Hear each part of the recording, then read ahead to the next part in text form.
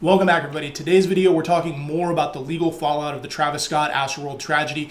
There has been an additional ridiculous increase in the number and amount of lawsuits filed, including lawsuits by the security company, $2 billion lawsuits, all kinds of crazy numbers. That's not what we're going to talk about. What we're going to talk about is a lawsuit that was filed against a singer for causing a crowd surge at a concert back in 2017, and that lawsuit survived a summary judgment motion, was allowed to proceed and attempt to hold that singer personally liable. We're going to compare that decision to some of the concert footage from the Travis Scott Festival. As always, if you're enjoying the content, like the video, subscribe to the channel. Let's get started.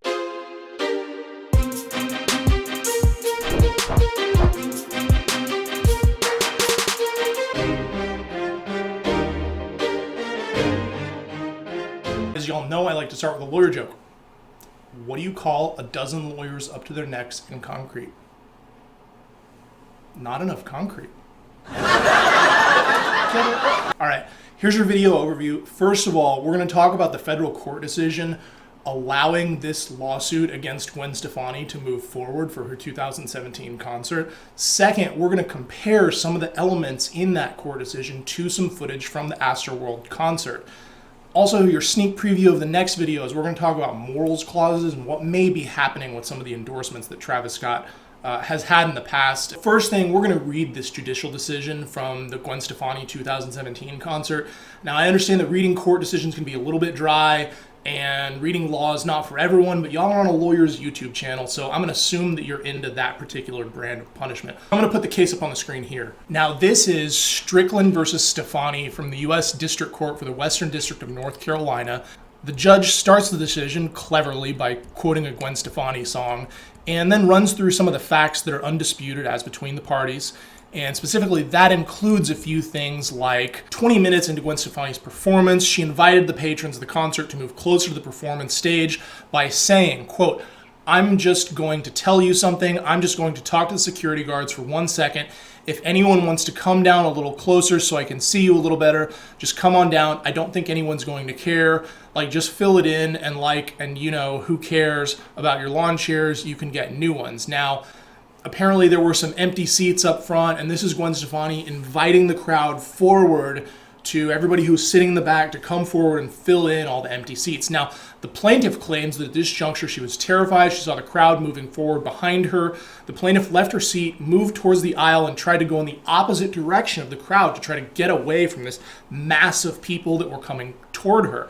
And she was then injured approximately 5 minutes after Stefani's initial pronouncement. Following that, Stefani's tour manager communicated with her, who at that point rescinded the invitation of the crowd about 10 minutes after the initial invitation, where she says, quote, "I got in so much trouble for telling you guys to come up here, but you guys kind of have to move out of the fire lane or else I'm dead, so FYI. They said they would beat me afterward and all this stuff. So anyways, I don't want anyone to get hurt and I'm in trouble. Can you please get back to your seats?" So this is Gwen Stefani telling all the crowd that had moved forward to fill those seats to, hey, everybody move back. The people are being injured. She was told by her backstage personnel, like, hey, this is causing a problem. You need to tell all these people to go back to their seats. So here's the legal part of it.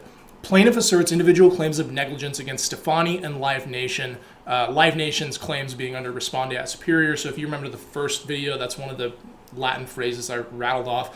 And that basically means that an employer can be responsible for an employee's conduct under certain circumstances. So the plaintiff in this case is alleging negligence against Gwen Stefani. Your basic 4 elements of negligence are duty, breach, causation, damages. You have to show that there was a duty to the plaintiff, that that duty was breached, that the breach of that duty caused the damages, and then you have to show what the damages are. Those are your 4 elements of negligence: duty, breach, causation, damages. Congratulations, you just learned your first day of law school. Now, in this case, Gwen Stefani attempted to have these claims dismissed at a summary judgment motion. What's a summary judgment? A summary judgment means that taking all of the plaintiff's allegations of facts as true, that it is nonetheless legally insufficient to support a judgment against the defendant. Meaning, even if everything that you said is true, that as a matter of law, the defendant cannot be liable.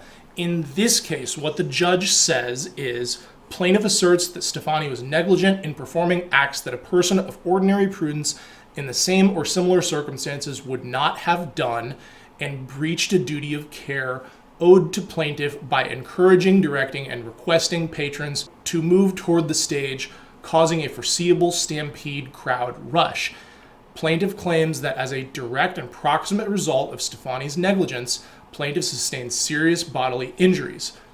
The court then finds that plaintiff has put forth sufficient evidence from which a reasonable jury could return a verdict for plaintiff on her negligence claim against Stefani.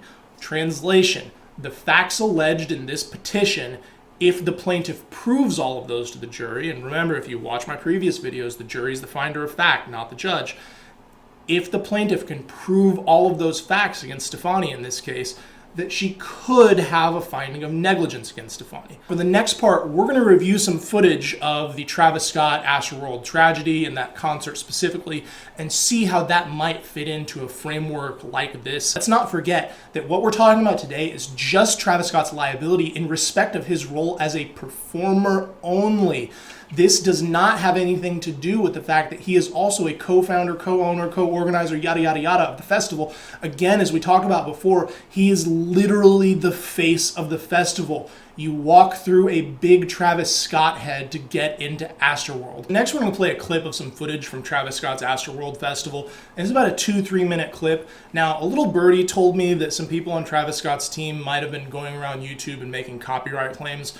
So if the following clip gets taken down out of my video, you can find it at 29 minutes and 0 seconds, more or less, on the live stream. So there are a few things that I want you to watch for when you're looking at this clip. First, I want you to watch for the part where he again says that he wants ragers. Now, some people not only in my comment section, but in various places around have been debating whether, the ragers and bodies and blood and all of that was the old Travis Scott, and maybe this is the new, kinder, gentler Travis Scott. Well, the fact that he says ragers here is probably enough to get all of that in. That's probably enough of a hook to establish a pattern or something like that. Second, I want you to note that at about 30 minutes and 15 seconds, or about a minute into the clip that I'm going to play, he notices an ambulance in the crowd. He actually says, "There's an ambulance," into the live mic.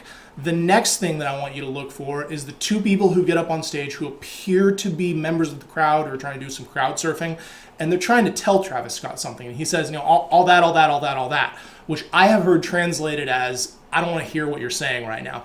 The fourth thing that I want you to look for is where he says, "I want you to make the fucking ground shake," after seeing the ambulance when he's about to restart the song. So let's play the clip. Goddamn,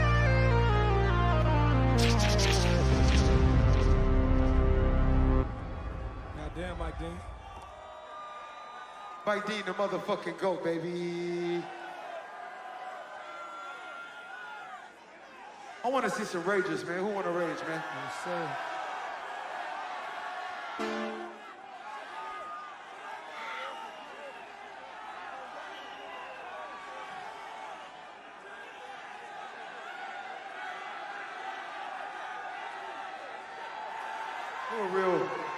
Who a real one?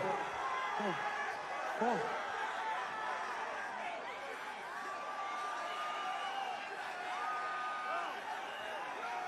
It's an ambulance in the crowd. Whoa, whoa, whoa.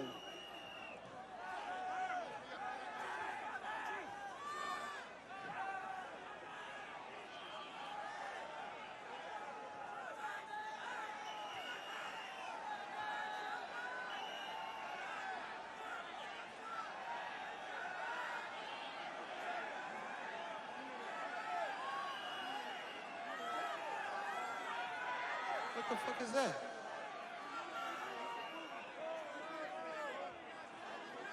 If everybody good, put a middle finger up in the sky. Okay, where my guy, man? Come on.